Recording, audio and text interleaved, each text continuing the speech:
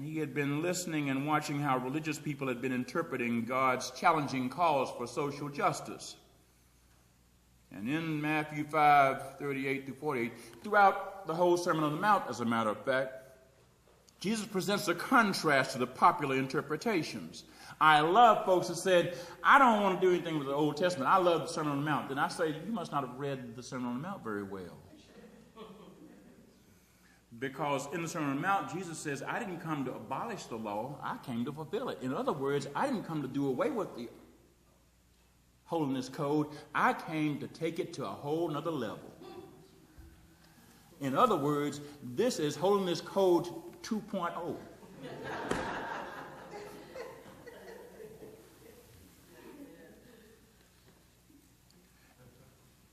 The problem is, if we're honest with ourselves, when we read what Jesus says in the Sermon on the Mount,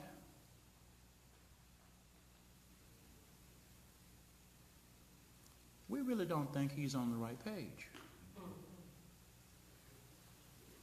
We really don't want to love our enemies. We don't want to love those who hurt us. We don't do too much thinking about how to love our enemies because we don't want to love them.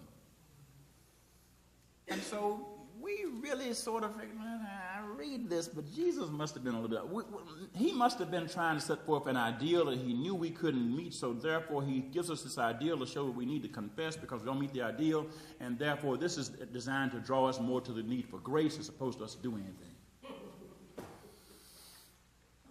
Or we say, well, he really didn't mean this. He's really trying to talk to us about our individual relationships, but not about our larger relationships. As Reinhold Niebuhr said, this is okay in the personal situation, but when you take it to a group level, groups shouldn't behave this way because large groups of people are defined by self-interest, not by personal dealings, and therefore self-interest never is designed to be met by the kind of love that Jesus is talking about. Well, Greg Carey is professor of New Testament at Lancaster Theological Seminary in Pennsylvania, and I like how Greg Carey takes off on this whole issue. He makes the striking statement, Greg Carey does, that, quote, Matthew's gospel as a whole, and the Sermon on the Mount in particular, repeatedly insists that Jesus means exactly what he says.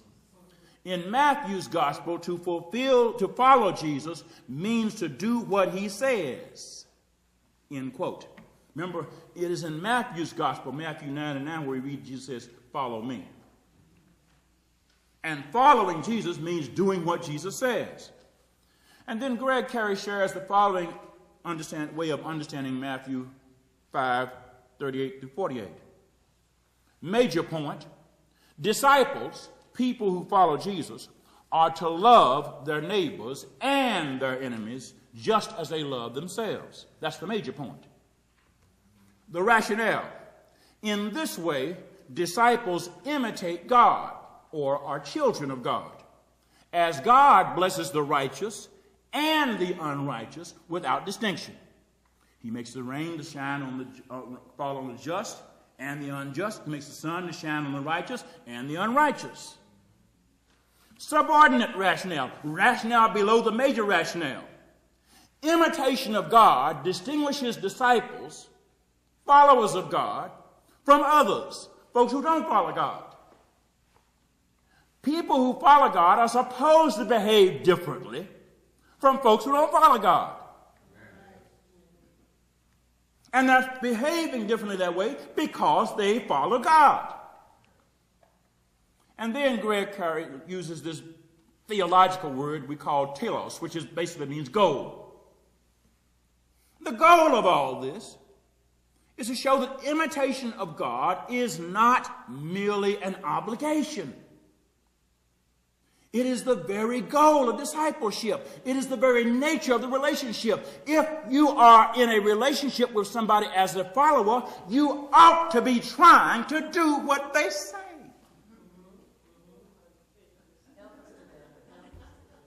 In other words, there's something kind of messed up about you if you say, I am following somebody, and you ain't following them nowhere.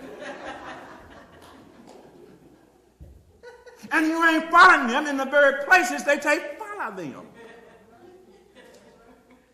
And you're proud to say you ain't following them, but you're taking their name in.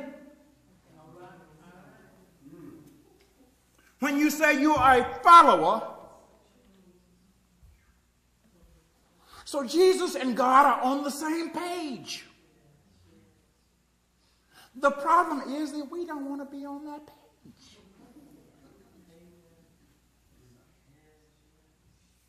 We don't want to love our neighbors and our enemies as we love ourselves. We want one standard of love for our neighbors and our friends and folks who are like us and folks we like. We want another, a lower, a different standard for those who are outside that circle. We want an unholy wholeness. We don't even want to claim people who are different from us. We don't even want to claim people who are less powerful from us. We don't want to claim people who are more vulnerable than us. We don't want to claim people who are somehow indebted to us as neighbors. God claims us that way, but we don't want to claim them that way because we want to be on a different level from God. We don't want to be on the same page. We want to write our own page and then have God sign it.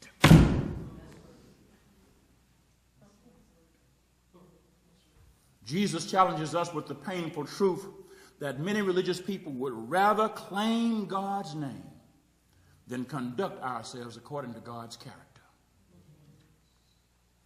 And we must remember that we are never excused from the challenge and call to holiness in the social justice mandates of the Holiness Code and the Sermon on the Mount because we are called to be God's people. That's the only call God makes of us. Be ye holy, for I am holy. I, the Lord, am your God. Every time God said about that Holiness Code, he says, I, the Lord, am your God. You are my people. I'm your God. Be this way because you're mine. And we are called to be that way, not because of our power, but because of the power of God's character. We're called to live in the power of the character of God. We're called to demonstrate God's character and claim on our living by the way we treat other people. And Jesus reminds us that God's sunshine and rain are indiscriminate. The rain doesn't figure out what kind of life a person is living and then drops on them. The sun doesn't say, wait a minute, let me check you out. You've been a low life today, so we're not going to come up this morning on you. God's blessings don't draw distinctions on how people are treated based on the preferences that we look at, whether they have professions of faith. You didn't profess the faith the way I did, so therefore I'm not going to shine on you today. You don't have the same political ideology I have, so I'm not going to smile on you today. You don't have the same national origin I have, so I'm not going to love you today. You're not from the same ethnicity as me, so therefore I'm not going to treat you this way today. You don't have my income, so therefore I am not going to share with you today. You don't have my sexual orientation, so I am not going to claim you today. You're not from my gender, you're not from my age, you are other than me, and therefore you are outside of me. Final point is that God is calling God's people to God's page. God ain't going to make up another page, y'all. I know that's bad grammar, but catch my meaning. God ain't going to write a new page just because you and I don't like God's writing. So if God in the Holiness Code and Jesus on the Sermon on the Mount are saying the same thing, namely that being the holy people of God involves loving the poor and alien and worker and vulnerable and even the enemy as oneself, what are we to make of the effort by a group that calls itself Secure Arkansas to pass legislation that would prohibit immigrants from receiving public assistance benefits from state agencies in Arkansas? House Bill 1292 would deny persons who are not lawful residents of the United States from receiving public assistance benefits. These are benefits that you give for people who need help. They need food. They need medical care. They need shelter. And this bill would prohibit state agencies from giving the benefits to these people unless it was a life-threatening or emergency situation. I 10 times double dog dare you to find somewhere in the Holiness Code where God says you can only give the help to the poor and alien if they're not starving to death. Now, unless they are on death's door, you can take everything out of the field. The leading proponents of Senate House Bill 1292 include Jeannie Burlsworth of Secure, Arkansas, a woman named Debbie Pelley, another Secure, Arkansas leader who's affiliated with a group called Women of Prayer and Action. Women of Prayer and Action. Women of Prayer and Action. They profess themselves to be people of faith. And so the question is theirs the faith of God and Jesus? Does it square with the call of holiness that we find in the Holiness Code and the Sermon on the Mount? The plain answer is that a religious or a social ethic that seeks to justify itself or justify denying help to immigrants is anti-holy. It does not come from the heart of God. It is not consistent with the life and teachings of Jesus. It may be politically popular to withhold help from others based on where they come from, but that isn't true to the heart of God. It may be politically popular to fear people who speak another language or come from other lands and are vulnerable in our communities because of those realities and their economic disadvantages that flow from them. But that isn't holy. The God of migrating Hebrews who were told to provide for poor people can't be the same source of laws that withhold food and shelter and other necessities of life from people on account of their nationality. You and I are called to be holy because God has called us to join God's character. God has called us to join God's heart and to live toward others as God lives towards us. God has called us to love our neighbors as ourselves and to claim each person as neighbor. God has called us to be comfortable with others and to be comfortable with God because God is comfortable with us even in our otherness. You understand? We are other than God. We are other than God. And God claims us despite our otherness. And God calls us to claim others who are different from others.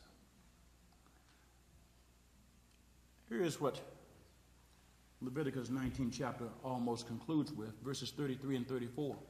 Not in your text, I decided to read it to you from the Bible. When an alien resides with you in your land, you shall not oppress the alien.